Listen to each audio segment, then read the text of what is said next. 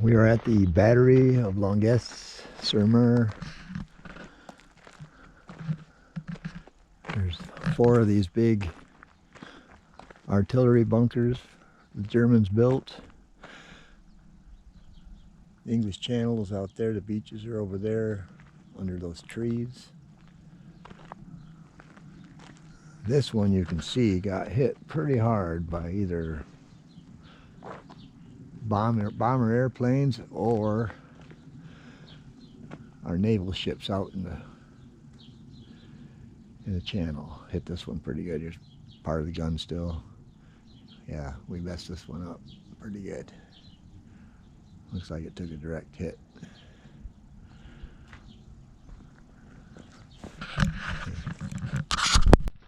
What's that?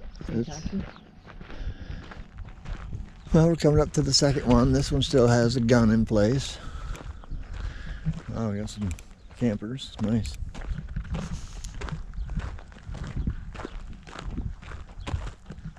See, it looks like this one didn't get hit by the bombs or the ships.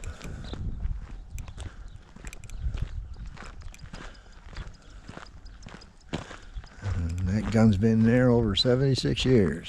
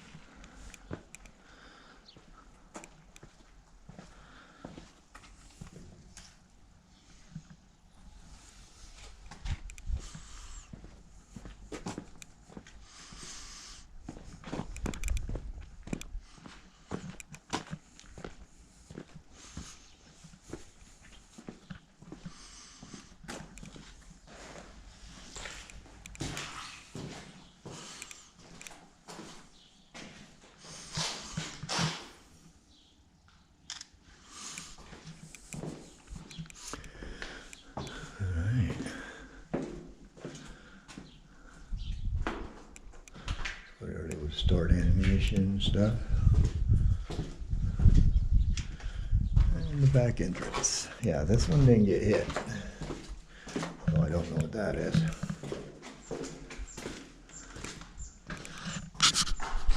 Alright, on to the next one. See, it did take a hit right up there. That's why they put that fence up there. And there was a hole when I walked in there.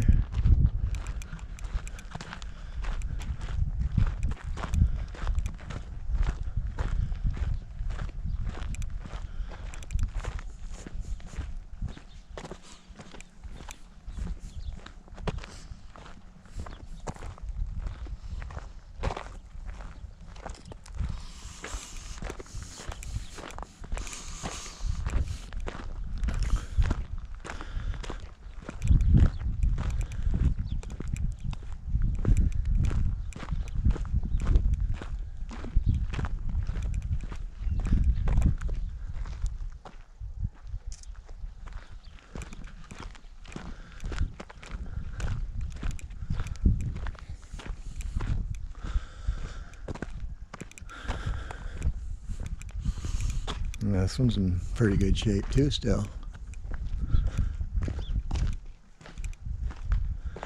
Just a little 76 years of rust.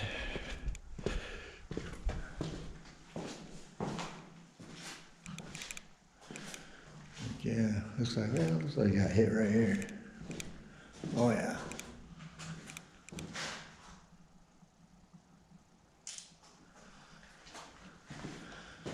And again. Okay.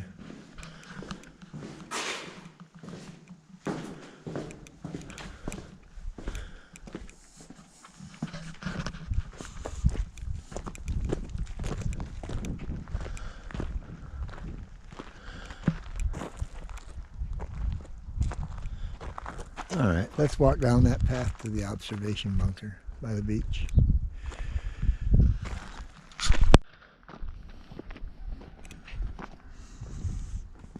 this? It's an old bunker. Probably where they slept. But I don't need to go down there.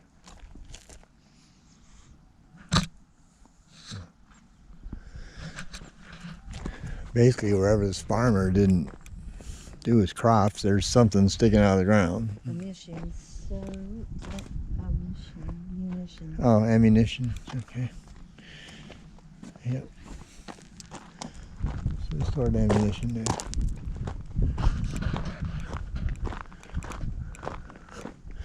Well, I could see the top of the observation bunker.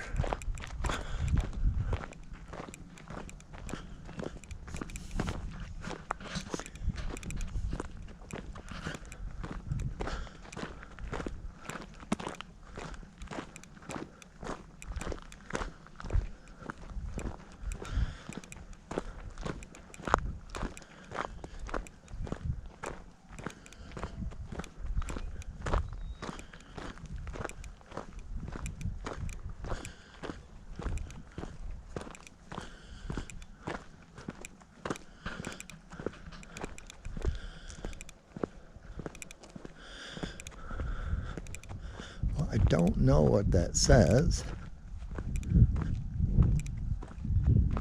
but I am curious. Oh, okay.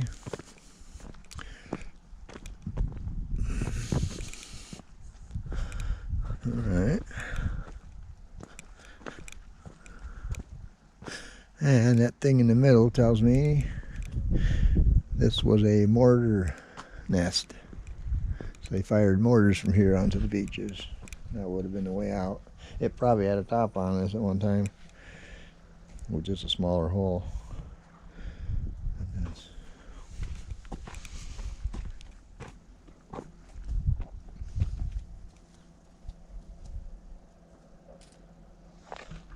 Okay.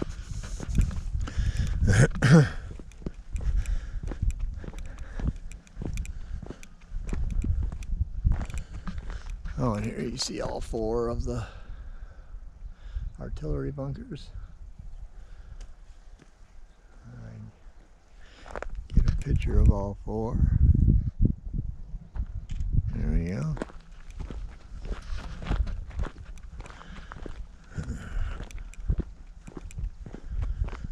Oh, here's another Tobruk. Yep, the mortar nest. Guess they don't want you to go into that one. Yep, that's a mortar nest. Someone put some nice artwork on it. And this would have been the stairway into it.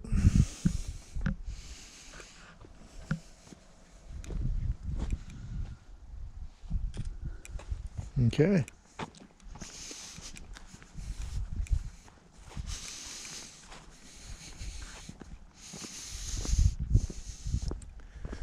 And now we're approaching the observation bunker.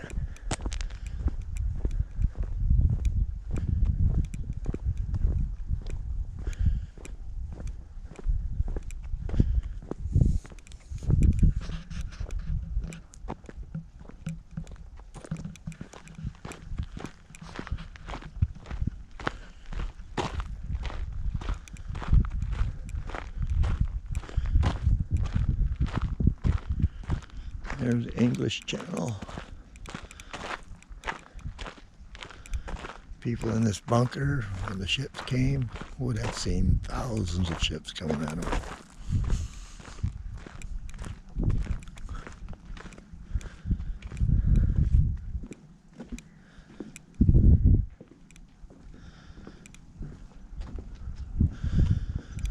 All right, Doc.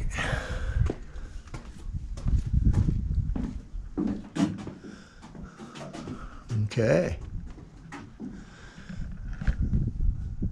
This is what the Germans would have seen, and they would have seen thousands of ships coming at them.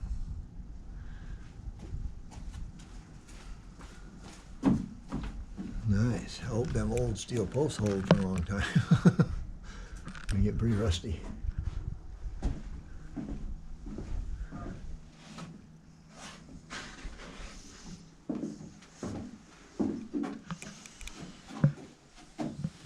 Don't hit your head. All right, downstairs.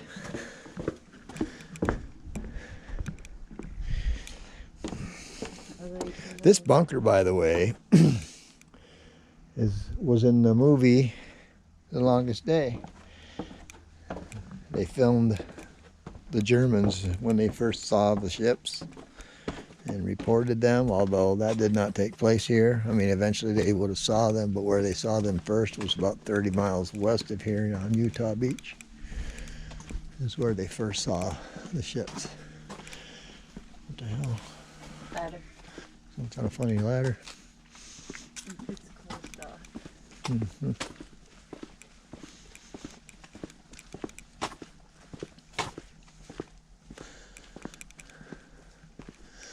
Okay. Let me get a picture of the front of it anyway.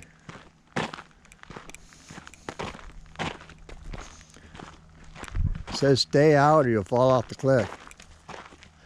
Nice.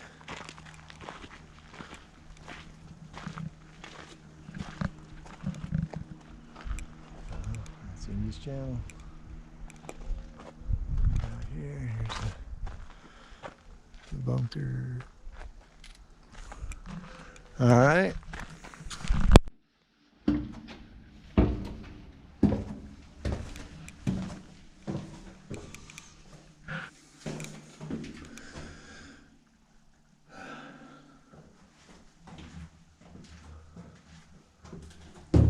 Oops, there's a step here. A little bit dark.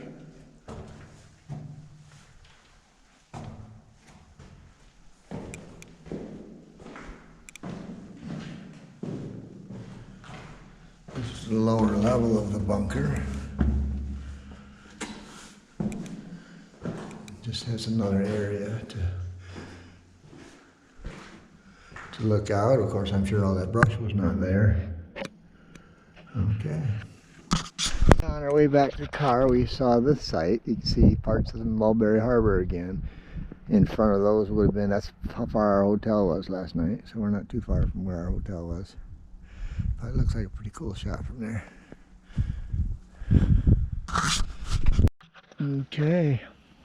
Omaha Beach, Widerstand Nest 60. A Widerstand Nest is German for defensive position.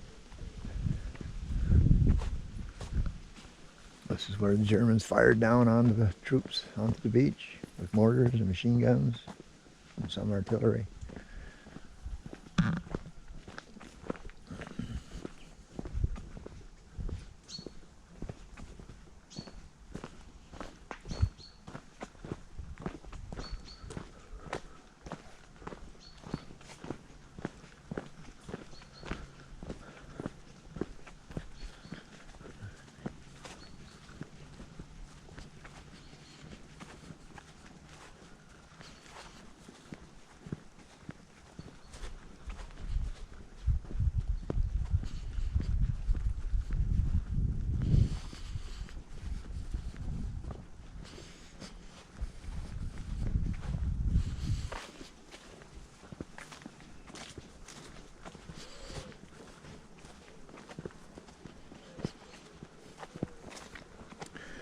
Widerstand Nest 60 is actually the first Widerstand Nest that was captured by the Americans.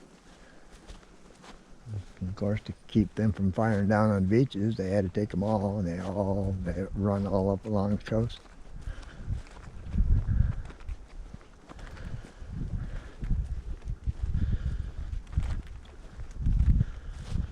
I'm not sure what that says. Don't speak French. I think it's neat, these trenches. Of course, they've been filled in a little bit over the years. Through them. German troops used to run through these trenches from bunker to bunker. Over the years, they've been filled in with sediment. It's a mortar nest. And that's how you get into the mortar nest.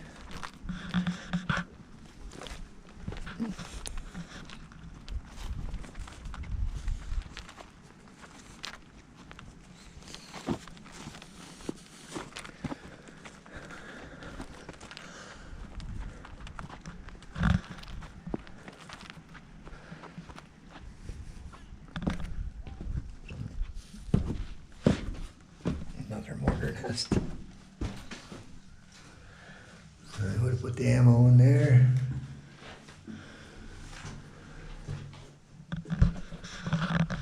There you go. Nice.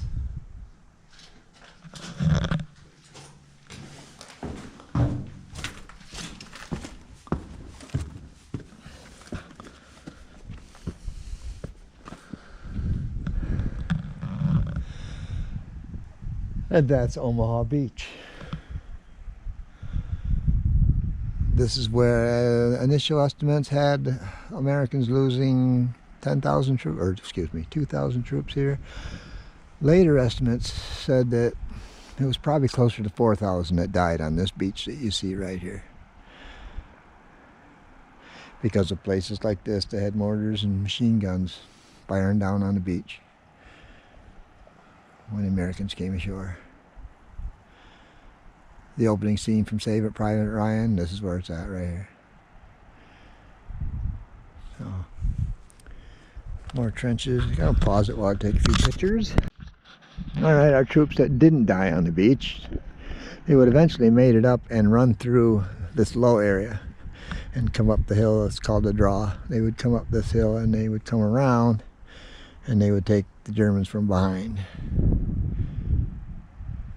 So, more trenches to follow.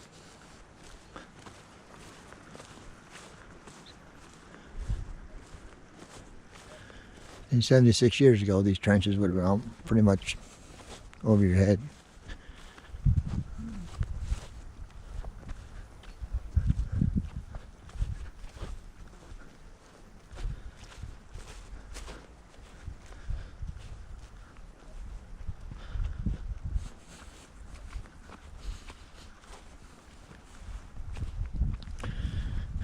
Now you can jump over them.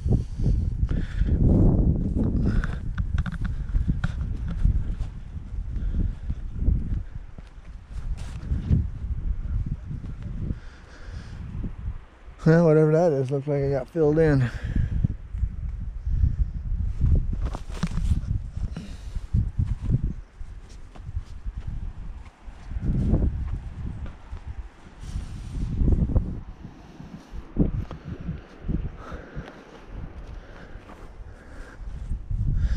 I go back up here.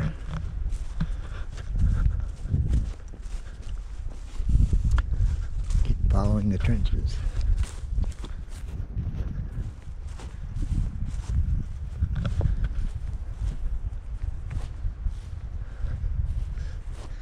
Alright, got some sheep.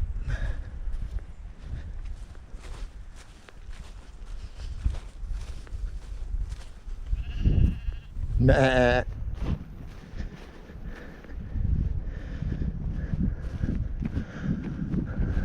A little sheep. Alright. Another one.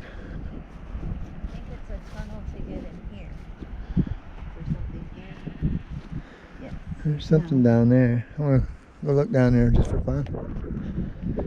I go talk to goats. They're sheep, not goats. I'm gonna go talk to the sheep. Okay.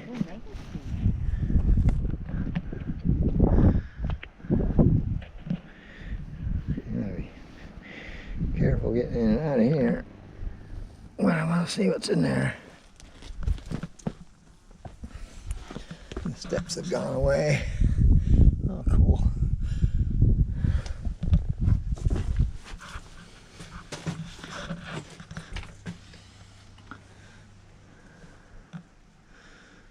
Looks like this one might have got hit.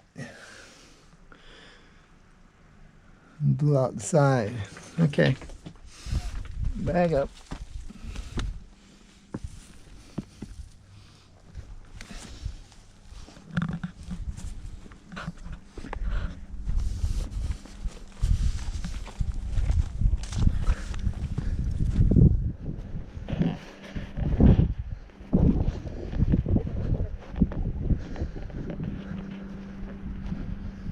I'm not sure what these are.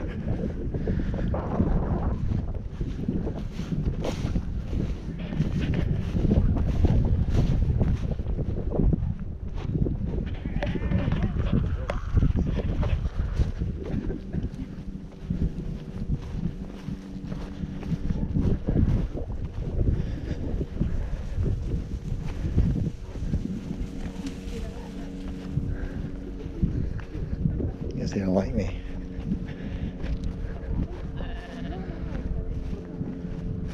Looks like they're going into a bunker.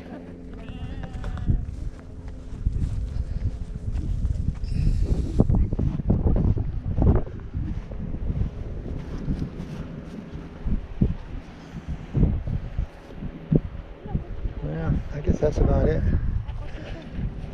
There's Omaha Beach. Alright, like the opening. Like the opening scene in Saving Private Ryan. Yep. And there's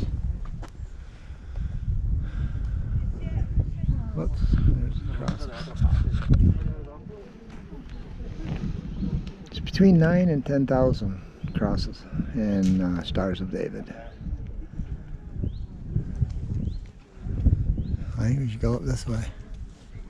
I'm Googling. Are you Googling? Okay. What am I Googling? Theodore Roosevelt Jr.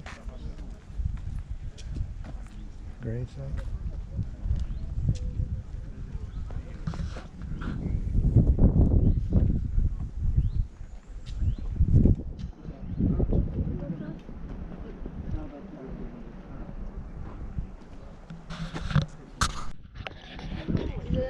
Alright, we're at the American Cemetery. A couple interesting things. You see the tops of these trees all cut off. That's supposed to signify lives cut short. Because most of the people who died here, or that are buried here, they averaged about 22 years old. So that's definitely lives cut short.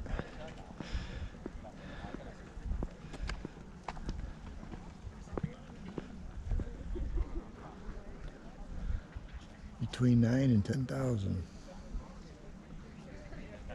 Where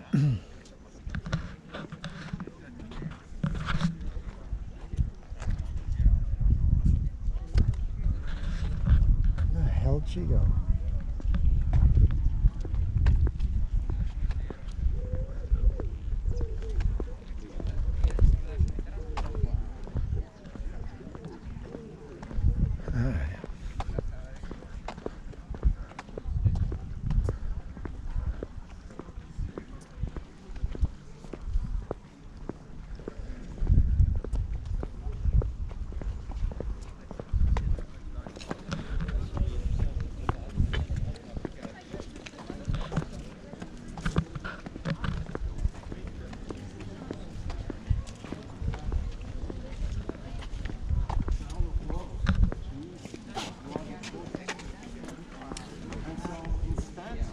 Just being a man, which has woman. It's the spirit of all those American young men, which is here. That's why the statue is called the spirit of American youth rising from the womb. And so, before we start the ceremony at 11:30, let's have a last.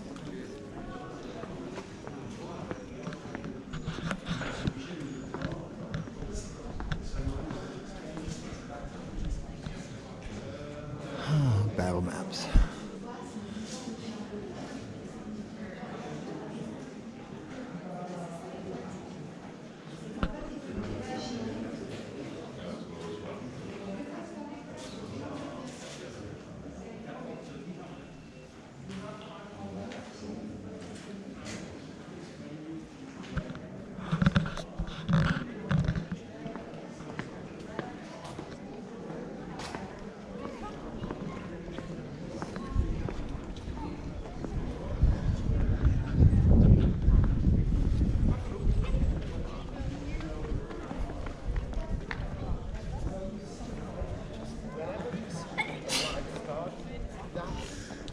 I'm surprised they don't have the name of the statue here. I might not get it exactly right, but it's something like the spirit of youth rising out of the sea. Something like that.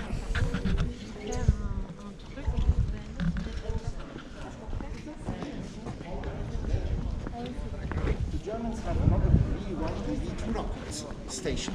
They can shoot on England with that.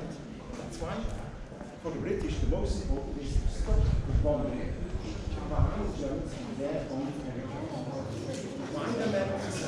On the west, because you see those three big arrows going to the very left-hand side of the map. They go 2728. That is not it. Oh, 45. 45. Okay. I'll go in the very end where they are. So there's not 45 here. Really? That would suck. There might be. 35, yeah, there's. There's that. Alright, we'll wait for these guys to leave. Alright, again, we don't have any relatives here, but this is Theodore Roosevelt Jr. It's President Teddy Roosevelt's son. He was the oldest person in the invasion at 56 years old. He led his troops on in the first wave onto Utah Beach. And like I said in an earlier video, Pegasus Bridge, that was the only operation that went 100% right. Well, a lot of the landing craft didn't land in the right place. There's a lot of famous phrases in World War II. Theodore Roosevelt Jr. had one of them. His landing craft landed like a mile off course. His troops asked, well, what do we do now? And he famously said, we're going to start the war from right here. But he died like, well, it shows about a little over a month later, he died of a heart attack, got the Medal of Honor. And this is his brother Quentin. See, his death, July 14th, 1918. He actually died in World War I. He's the only person in this cemetery that didn't die in World War II. They gave him the okay to bury him next to his brother.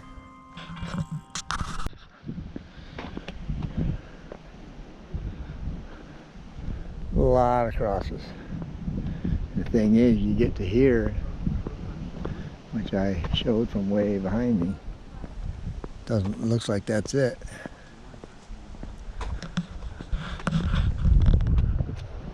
But you come around it,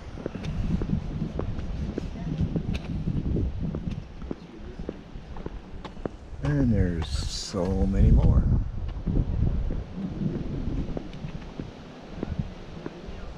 Beautiful place.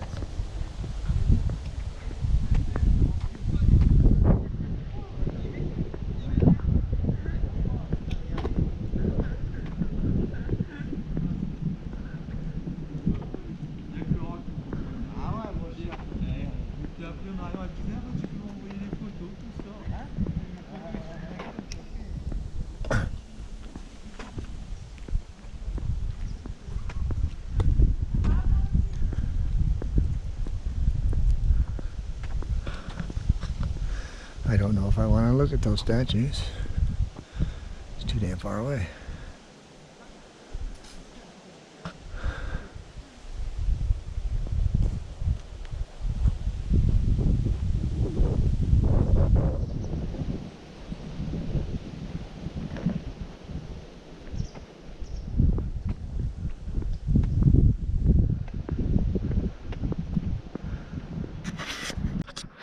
All right. Two Nealon brothers. There was three, but apparently the third one's not here. Actually, there was four. The third dead one is not here. But when the three brothers died, they sent the fourth brother home so as not to wipe out the entire family. And these are the people that inspired the movie Saving Private Ryan. And one little added tidbit from Michiganders. Former Michigan basketball coach John Beeline are these men's nephew. These are his uncles.